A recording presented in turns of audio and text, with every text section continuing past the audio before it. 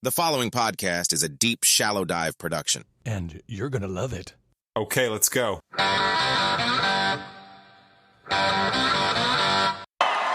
made history for a reason tonight, and the reason is going to be just that.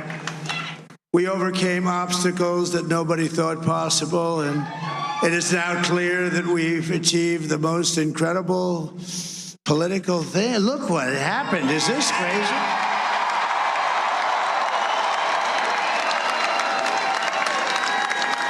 But it's a political victory that our country has never seen before, nothing like this. I want to thank the American people for the extraordinary honor of being elected your 47th president and your 45th president. And to every citizen, I will fight for you, for your family, and your future. Every single day I will be fighting for you, and with every breath in my body, I will not rest until we have delivered the strong, safe, and prosperous America that our children deserve and that you deserve. This will truly be the golden age of America. That's what we have to have. This is a magnificent victory for the American people that will allow us to make America great again.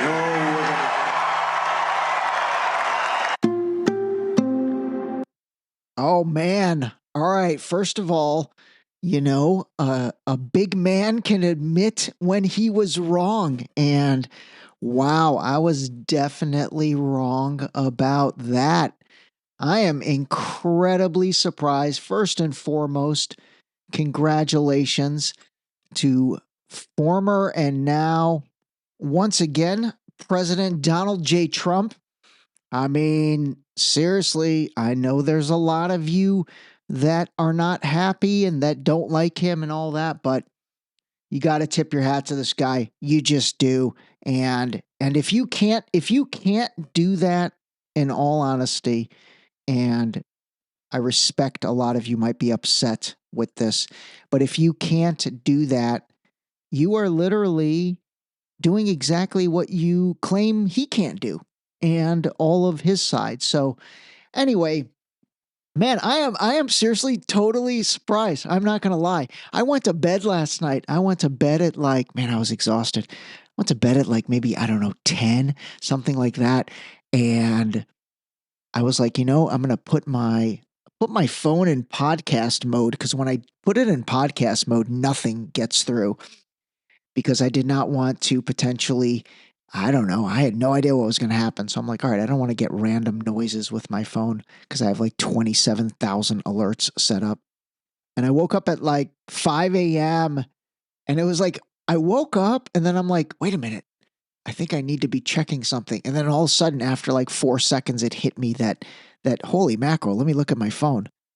And I did, and I saw that the Associated Press had called it for Trump. And then I looked and I had 37 text messages and a ton of DMs and Instagram and all that. So, wow, that was a shocker. That was a shocker. I did not. Well, the shocker part was that I didn't think it would get called last night. I really didn't. Considering I went back and asked ChatGPT about 2020, and 2020 didn't get called, last or the night of the election. And then you take it back to Al Gore versus George W. That one didn't get called. Actually, those are the only two that kind of did not get called the night of the election. So anyway, I am surprised. Now, there's still some of the swing states that have to come in. I don't think Arizona has been kind of finalized, and then Nevada and Michigan. So we'll have to see kind of what comes through there. But as of right now, Trump's at 277 electoral votes, and he needed 270 to win. And then Kamala is at 224, which, man, that's not even close. That's not even close. That definitely is crushed. Now, here's some other stats So again, as of the 277 and 224, obviously these are not the final numbers. Basically, Trump has received 71,353,000 votes. Kamala has received 66,415,000 votes. So obviously, definitely less than 2020 right now. But again, remember, we still don't have numbers for Nevada, Arizona, Alaska, Michigan, and I think maybe that's all. Wow, I might be wrong across the board on this election, and I'm hoping I'm wrong on what I'm gonna say after. And I think I talked about it yesterday, but I will be shocked if the total vote count is less than 2020. And if that does happen, man, that's a pretty sad reflection on America. If less people came out and voted in 2024 than 2020, there's no way. Now, we'll see. We'll see. Let's wait for the full numbers to come in. But here's some more numbers. Jill Stein, the Green Party candidate, which I haven't really talked about her much. I think I've mentioned her a few times. I reached out to her team several times to try to get her on the podcast, and they never even got back to me. Honestly, I think this lady's kind of trash. I'm not going to lie. She pops up every 4 years to like run for election. You don't hear from her anytime after that. And from everything personally I have gathered from her, she's an opportunist. She's an opportunist. And this election, she just stuck her flag in the ground about the Gaza genocide situation. She's a Jewish lady. She's a doctor. And so she really went all in on basically making that her only issue. And she became the anti-genocide candidate. And so obviously won a decent amount of support, definitely gained a lot of support, especially on Instagram, from people that basically were like, our red line is genocide, so we can't vote for Harris Biden. And those are primarily Republicans, because really anyone that's Green Party, if they were previously something, they probably were Democrats previously versus Republicans.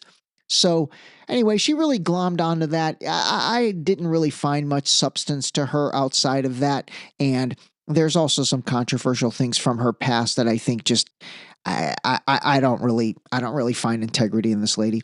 But here's another funny thing. So Robert F. Kennedy, who was not taken off a lot of the ballots, he ended up getting 595,000 votes, and he wasn't even running. That's funny. He got 500,000 votes, and he literally obviously had, again, for all intents and purposes, dropped out of the election. Obviously, his name remained on the ballot in many states, and I just don't know why people would vote for him. I don't know. Well, actually, you know what? I shouldn't say that. You should vote for whomever you think is the person that you want to run the country. And so I guess that's no different than writing in your ballot. And then Chase Oliver, the Libertarian Party, he got 560,000 votes. So between Jill Stein, Bobby Kennedy, and Chase Oliver, I called him Bobby, they got roughly 1.6 million votes. That's a decent amount of votes for those three candidates. All right. So anyway, that is interesting. Let's see what kind of happens from here. Let's see what maybe that concession phone call from Kamala Harris sounds like. And it'll be interesting to see what the next few days play out like. And, let's see what happens. I will tell you the other thing last night was, man, Bitcoin exploded. I don't know if any of you guys are into crypto, but it for a brief moment got over $75,000 for the price action. And I think it was hovering around 68,000. So literally within like a few hours. It absolutely exploded. I think it's back down to maybe 73,000, something like that. I know the stock market's having a good day today. Anyway, really interesting. And last night I was bopping around. I kept going through various channels. I'd watch Fox for a little bit. I'd watch MSNBC for a little bit. The Patrick Bet David podcast I've talked about that a few times, but they ran a live event on YouTube, and that thing was crazy. That had like 150,000 people watching it at certain times, which is a huge number. So one of the people that were there is this comedian, Dave Smith. I've talked about him before. I really like this guy. I really do. And he is a libertarian, and he said something that totally resonated with me. So let me play it for you. Fuck all of these wars. America is not threatened by anyone. We have two giant oceans around us, a gigantic nuclear arsenal, and the most badass military force in the history of the world. No one poses a threat to us. The idea that anyone can even convince you that Iran poses some threat to the United States of America, the country that doesn't have nuclear weapons or an air force capable of delivering them here, all these wars are bullshit. Fuck the wars. Support peace and free markets and laissez-faire government and prosperity. That's the key to American success. It's why we're the greatest country in the world. Even if Trump does win today, and I really hope he wins, so I hope you guys know that's just the beginning. That's the very beginning of the fight to save this country. And the next step is keeping all of the war hawks out of Donald Trump's administration.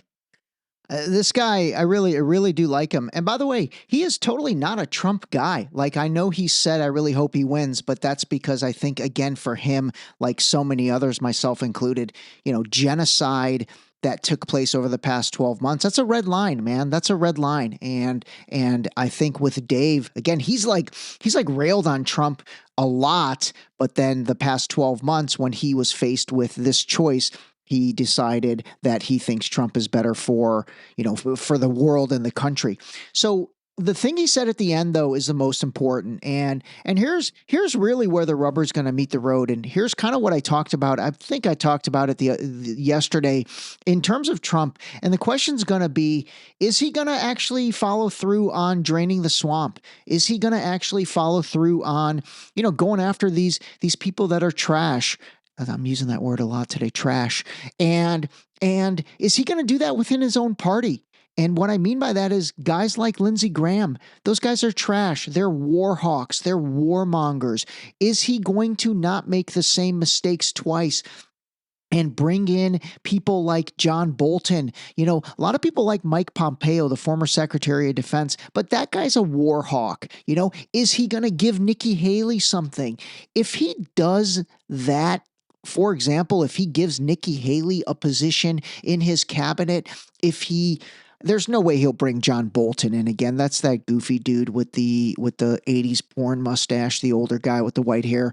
I doubt he'll bring him in again. But again, guys like Lindsey Graham, I mean, that's like the perfect example. All of these neoconservative war hawks that give money to Ukraine. Let's give more money to Ukraine. Let's give more money to Israel. For war, by the way, let's give money for war. Let's feed war. If he really does that again, that'll be very disappointing. That'll be very disappointing. And I think the American people will call him out on that. I really do. I think the people will call him out on that. So let's see if that happens. I mean, again, at the end of the day, he's got to do it different than he did it the first time around. All right. So next thing, congratulations from different world leaders started rolling into Trump, and this is pretty funny. But the biggest weasel of all, Benjamin Netanyahu, man, I can't stand that guy. I really can't. Him and I'm trying to think I'm not going to use the word hate, but the two people that I just find have zero integrity. Who are my top two? Or my top ones? Definitely Netanyahu and Lindsey Graham. Those might be my top. Those might be my top two right now. That's pretty funny. Yeah. I really think those are my top two. Anyway, give a listen to this next clip, this is a guy named Erik Warsaw. I really like this guy. He actually makes a lot of sense, and I will try to get him on. But give a listen to this. Donald Trump just won the presidency, and he's already putting his foot down. Trump is telling Benjamin Netanyahu that he wants the war over before he goes into office. And it's going to be done, too, because remember, Benjamin Netanyahu and Donald Trump do not like each other. They both have big egos, but Donald Trump has all the leverage in this relationship between the two countries. So the war in the Middle East and the war in Eastern Europe are both going to be over now. And if Joe Biden and Kamala Harris had the ability to say no just a little bit, they probably would not have lost that election. Let me jump in real quick. He's got something else, but I wanted to say this. I honestly don't think it had anything to do, as crazy as this sounds, but, you know, that uncommitted, undecider vote, like I said earlier, Jill Stein got, 500, 600,000 votes, the same as RFK Jr. and the dude that's a libertarian. So that had nothing to do with winning this election for Trump. It just did not. I think the American people were fed up. They were fed up with the past 4 years, and aside from that, I just don't think Kamala Harris comes off as an authentic candidate. You know, I don't know if you guys saw, but yesterday she was on the phone, or it looked like she was on the phone talking to a quote unquote voter that was voting for her. And then she turned the phone in the air to like show everybody, and it was on her camera screen. So obviously, you know, she was not on a phone call because the phone was on her camera screen. So that got everywhere. But it just kind of points to the authenticity that, again, a lot of people feel. If you don't feel that way, I respect that. But a lot of people did feel that way. So let me say one more thing, and then I'll play the rest of his clip. And that is, you know, he is right. There are 2 more months left. So let's see if they, I guess Biden Harris, but let's see what they do. You know, maybe they try to steal some Trump thunder and try to end the war, get the hostages released. You know, that one for sure. I could see that happening. Maybe something in Ukraine as well. I don't see that as much, but I definitely see them getting the hostages released, and again, like I said, trying to steal a little thunder from really what it is Trump is saying he's going to do, quite frankly, before or right when he gets into office, and that is end these 2 wars. All right, let's listen to the rest of what Erik says. But here's one thing I really do worry about. Trump is not going to be in office till January 6th. Joe Biden and all those who influence him have 2 more months in office. So these next 2 months might be very bad for the people in Gaza. And I do worry about that, because now there's no political restraint and no political repercussions. So it's completely overboard. Israel and Ukraine's demands from Joe Biden were this past year. They might actually become worse in the next 2 months, because in 2 more months, Netanyahu's not going to have the same influence on America anymore. And one last thing real quick is that, hey, Anthony Blinken, you're fired. That's hilarious, the way he ended it. All right, so he kind of took the opposite of what I just said, saying that, you know, maybe Netanyahu and Zelensky and the Israel situation and the Ukraine situation fires up over the next 2 months. Maybe they get brazen. Those countries get bold. They get brazen, and they know that maybe their run is coming to an end because, again, supposedly Trump is not the war guy. And, you know, maybe they will try to get in as much as they can and take as much as they can and influence Biden and pressure Biden and all that. So who knows? Maybe, this is like thinking out loud, but does the administration make it worse over there in those 2 areas? So instead of stealing Trump's thunder, which I originally thought maybe, do they try to make it worse and hand him a worse situation? I don't know. That's just thinking out loud. All right. You know what? I had a few more things, but let's kind of call it a lot of stuff coming to light today. I probably will not have an episode on Thursday because I just want to see what happens and what information comes out. And then ideally we will get back at you on Friday, but I am going to leave you with something that happened in 2016. I don't even remember this happening, and I don't know if you do, but this was in the state of North Carolina in 2016, and it definitely goes down as one of the funniest things in American politics that is underrated.